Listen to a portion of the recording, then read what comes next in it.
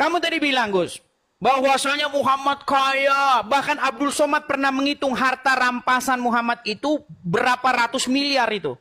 Tapi saudara-saudara, satu-satunya nabi yang meninggalkan utang sampai sekarang belum dibayar adalah Muhammad, saudara-saudara.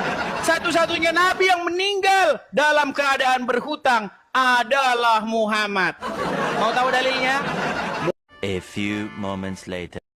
Ya maaf saja Gus, sepertinya kalau sampai memang hanya perlu untuk apa? Menajamkan. Sepertinya ujung tombaknya ya sampean untuk melawan Edis. Tapi jangan sering-sering lah saja Gus. Maaf saya maaf turun ya. Loh, sampean kenapa melarang saya jangan sering-sering? Apa dasarnya sampean? Bukan begitulah Gus. Salam Lechem Bisem Yeshua HaMasih. Salam damai sejahtera dalam nama Tuhan Yesus Kristus untuk kita semua. Teman-teman sekalian, pada kesempatan kali ini kita akan membahas mengenai Gus Wafi, kawan-kawan sekalian yang ditegur ya. Apakah ini salah seorang ustadz atau mungkin juga sesama Gus, dan barangkali ya orang yang tentu saja sudah menilai Gus Wafi ini jauh-jauh hari, sehingga kemudian berani melarang Gus Wafi untuk jangan sering-sering untuk berdiskusi dengan Edis TV ya. Kenapa? Karena memang saat ini kawan-kawan Edis TV ini booming sekali dan viral di media sosial, terutama di TikTok ya. Kenapa? Karena memang Edis TV ini kan berani, karena dia di luar negeri dan dia hanya membongkar tentang ayat-ayat Al-Quran dan hadis ya, yang mungkin selama ini tidak pernah dibukakan, dibahas dan diviralkan ya oleh umat Islam sendiri di YouTube mereka begitu ya. Tetapi melalui Edis TV itu semuanya dibongkar. Ya, jadi salah satunya teman-teman sekalian mengenai bahwa Nabi Muhammad itu adalah orang terkaya. Karena sebelumnya si Gus Wafi ini menyerang, dia kasihan kepada Yesus katanya, tapi dalam nada yang sangat menghina gitu ya. Bahwa dia itu hanya hidup dari sedekah, ya kan? Berbeda dengan nabinya katanya yang memang berlimpah hartanya. Ya. Tapi yang lucunya begini kawan-kawan sekalian. Edis TV katakan, kamu mengatakan bahwa Muhammad banyak hartanya, miliaran juta ya, atau mungkin triliunan gitu ya. Keuangan daripada si Nabi Gus Wafi.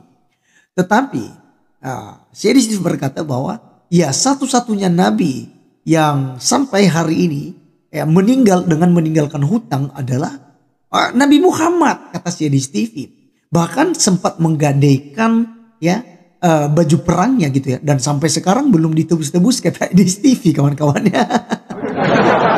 Dan barangkali ya ini yang kemudian mereka terganggu dengan narasi-narasi Edis TV sehingga melarang ya umat Islam atau Gus atau Ustadz gitu ya. Sama seperti Juma waktu juga melarang muridnya gitu ya, si Rasid, untuk tidak berdiskusi dengan Edis TV. Karena Juma bilang ya dia saja gak berani dengan Edis, dan para ulama pun tidak akan ada yang menang melawan Edis TV.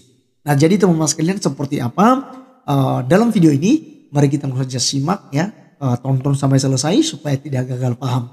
Berikut videonya. Mendengar pertanyaan ini seperti itu lah Gus. Saya tuh gak apa ya, saya tuh termasuk orang yang saya bisa sampean debat dengan orang lain ya.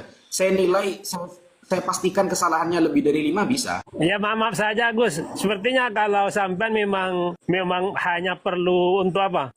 Menajamkan. Sepertinya ujung tombaknya ya sampean untuk melawan Edis. Tapi jangan sering-sering lah saja Gus. Maaf saya maaf turun ya.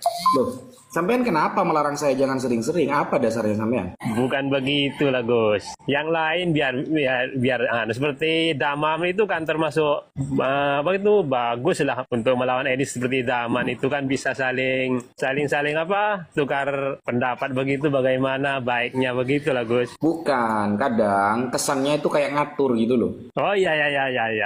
Makanya betul, saya setuju dengan Gus Baha itu. Sekarang zamannya Ustadz dan Kiai diatur gitu loh. Jadi di video ini ada seorang muslim yang menasihat.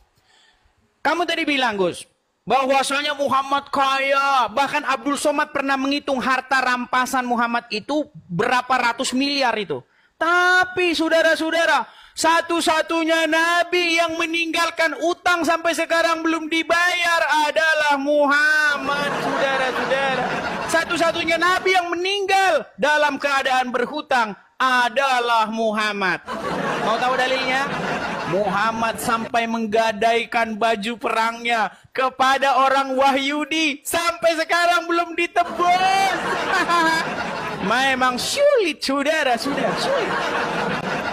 Berat ini. Makanya Gus Wapi, ketika saya baca hadis, Muhammad ini kok seperti suka-sukanya orang yang ngarang hadis.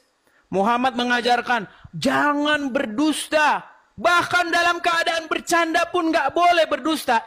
Muhammad yang sama mengajarkan boleh berdusta di dalam 3. Ini apa-apaan sih Gus?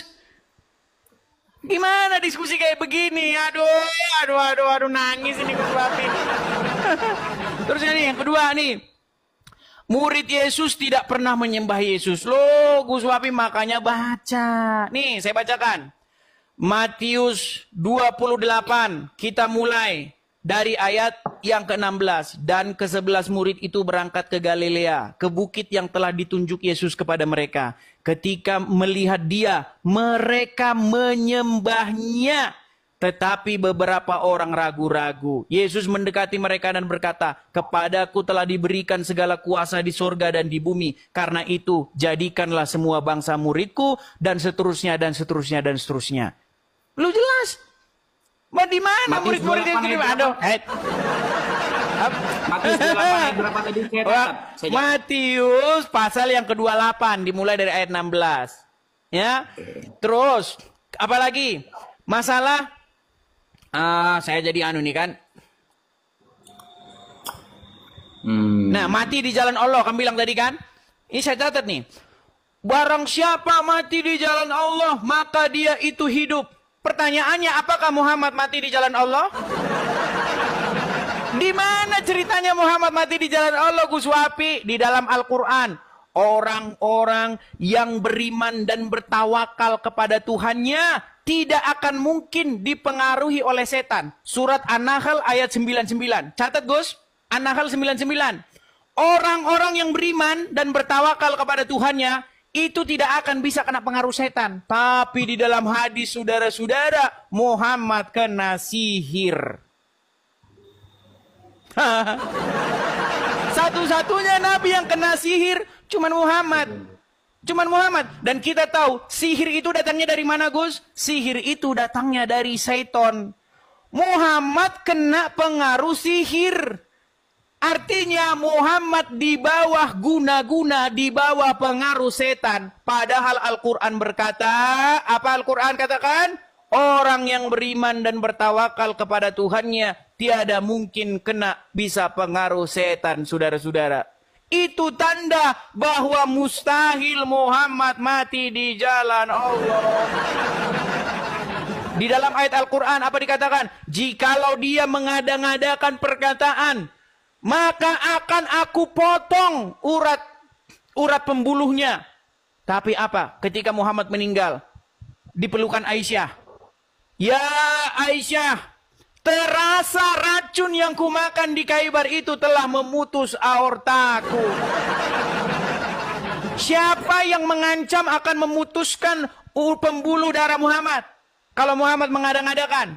Allah. Tetapi di dalam hadis dikatakan, Muhammad berkata di hari meninggalnya, terasa sekarang pembuluhku mau terputus pembuluhku. Dia berkata begitu kepada Aisyah. Ayo, jawab. Meninggal dunia, saudara-saudara. Senyumnya udah dipaksa bener senyumnya. Maksa senyumnya. Berat, saudara-saudara.